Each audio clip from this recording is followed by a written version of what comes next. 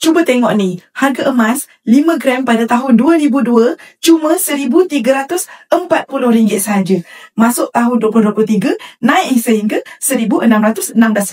Tahun 2024 terus jadi RM2,040. Dan sekarang tahun 2025 sudah mencecah RM2,555.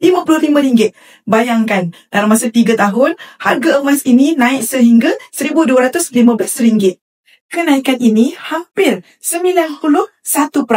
Kalau dulu anda beli satu keping je emas 5 gram, sekarang dah untung lebih daripada RM1,000. Tak buat apa-apa pun, hanya simpan saja 5 gram emas gold bar ni.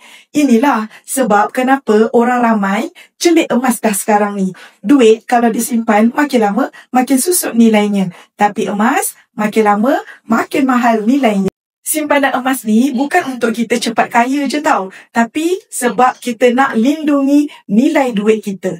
Inflasi makin lama makin tinggi. Barang makin lama makin mahal. Tapi nilai emas makin lama makin naik. Jadi, kalau anda belum mulakan simpanan emas, inilah masa yang paling sesuai. Tak perlu tunggu tuan-puan kaya ataupun banyak duit dulu baru nak simpan emas. Kita dah boleh mulakan simpanan emas serendah RM100 saja daripada akaun emas Public Gold GAP. Nak tahu cara mula simpan emas dengan jimat dan mudah? Klik sahaja link di profil saya untuk saya hubungi tuan-puan. Saya akan bantu tuan-puan sebaiknya. Follow saya untuk lebih banyak ilmu emas dan keuangan.